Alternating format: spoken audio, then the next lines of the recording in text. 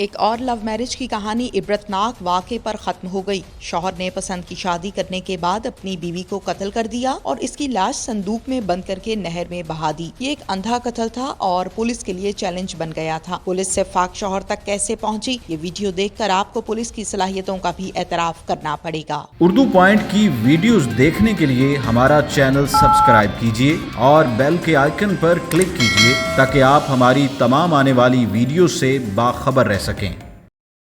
अस्सलामुअलैकुम नाज़रीन, उर्दू पॉइंट से मैं हूं आपकी मेज़बान तहनीना शेख। नाज़रीन, आज आपको एक लव स्टोरी का सीन दिखाती हूं जिसमें 12 साल पहले लव का आगाज़ होता है और 12 साल के बाद उसी लड़की की लाश संदूक में मिलती है, एक नहर में बहा दी जाती है।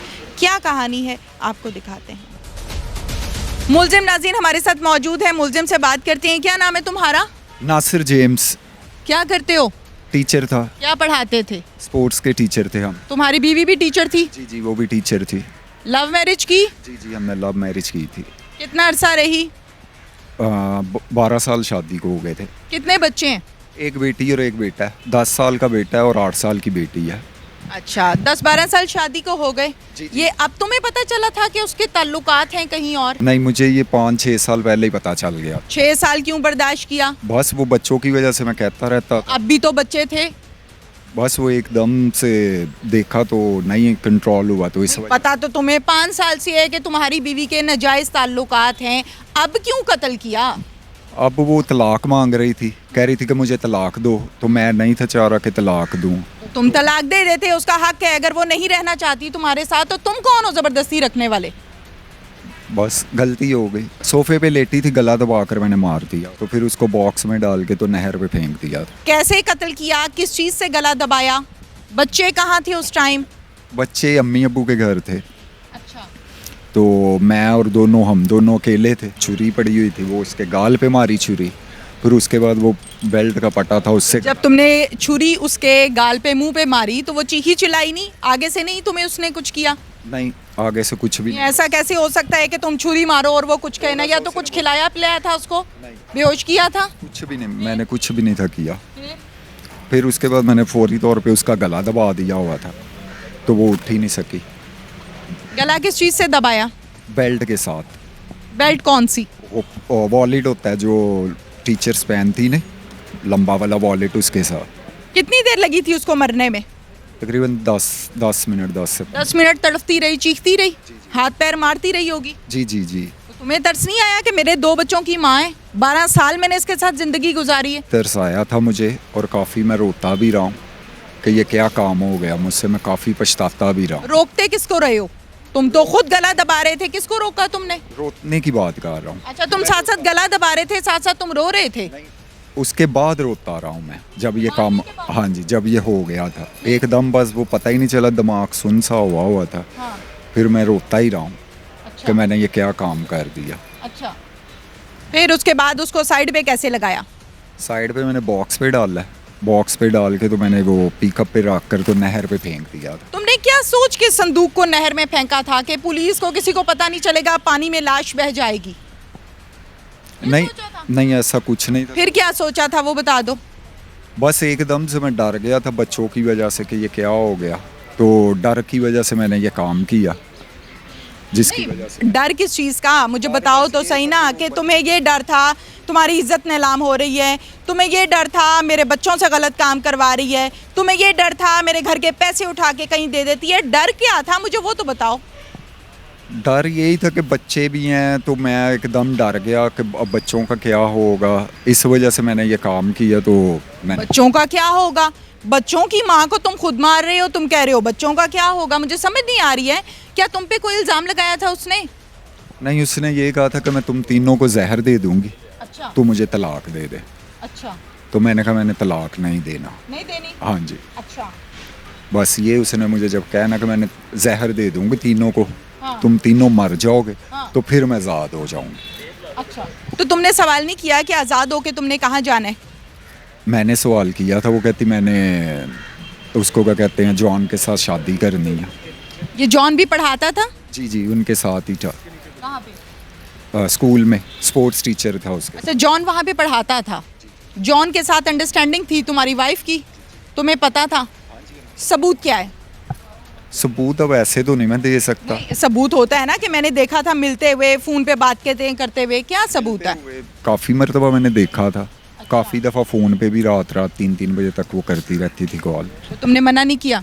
करता था मना, वो नहीं थी होती मना। क्या कहती थी आगे से? कुछ भी नहीं, वो कहती थी मैं जो करूं जो मर्जी करूं, तू कौन होता है कहने वाला, अच्छा। तू ना मर्द है, ये है वो है। तुमने अपनी बीवी से लव मैरिज की थी?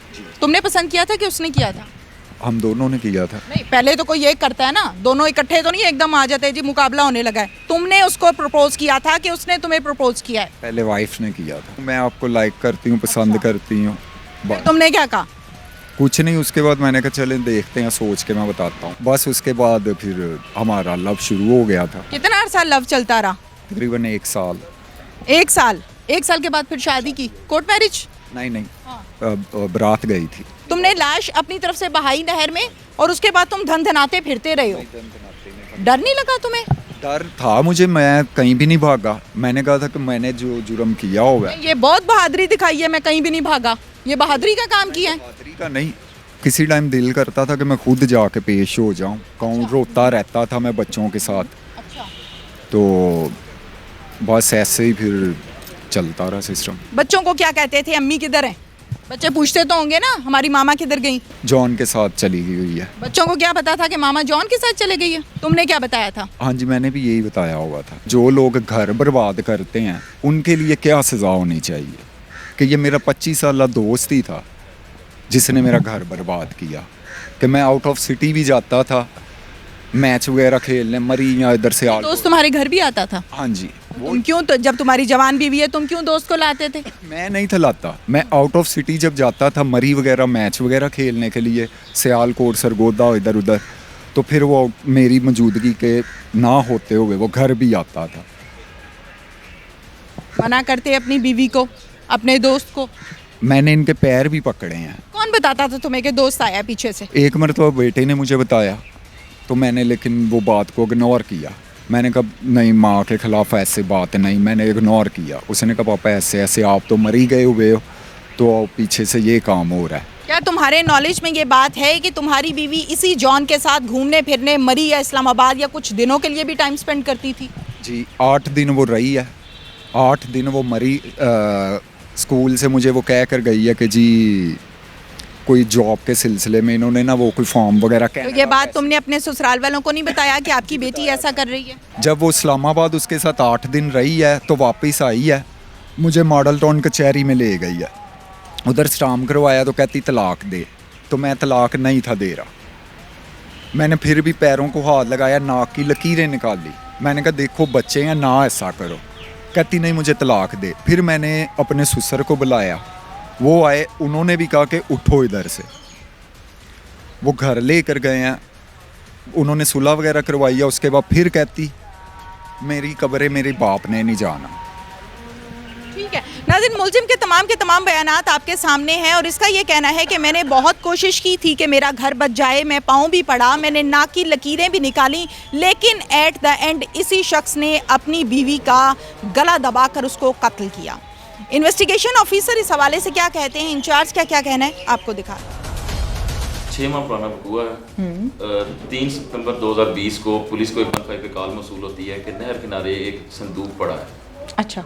पुलिस वहाँ पे मौका पे पहुँचती है और संदूक के तालों को तोड़ा जाता है, तो उसमें से एक खातून की लाश बरामद होती है जिसकी उम्र तकरीबन 32-34 साल के करीब है। अच्छा। उस टाइम क्योंकि उसकी शिनाख्त नहीं थी कि वो कौन है, उसका नाम, बल्दियत, रहाइश वगैरह का इल्म ना था, इसलिए पुलिस ही मुद्दई बनती है और हम एक नामालूम के खिलाफ मुकदमा दर्ज कर लेते हैं कत्ल का। ठीक है। इसके अंदर इन्वेस्टिगेशंस चलती हैं। उस खातून के फिंगरप्रिंट्स हम भेजते हैं नादरा को, वहाँ से उसकी आइडेंटिटी जब होके आती है तो पता लगता है कि उसका नाम समर नासिर जोजा नासिर जेम्स है। उसी आईडी कार्ड नंबर से हम उसकी फैमिली ट्री लेते हैं। ठीक है। फैमिली ट्री लेते हैं तो हमारे सामने एक बड़ी हैरानकुन बात ये सामने आती है कि जो मकतूला थी उसके खामद ने कहीं भी FIR दर्ज नहीं करवाई।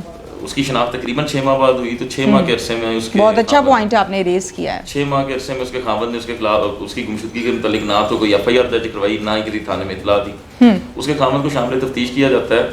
वहाँ पे वो इस कत्ल की वारदात का इंकशाफ करता है और उसके अच्छा। अलावा हमें बताता है कि उसने जब अपनी बीवी को कत्ल किया उसके 1.5 माह बाद उसने थाना लियाकताबाद में एक दरखास्त ज़रूर दी थी, लेकिन उसने उसके ऊपर भी कार्रवाई ना की। वो भी सच्चे होने के लिए जी बिल्कुल। ये फोल्ड करके बंद किया गया।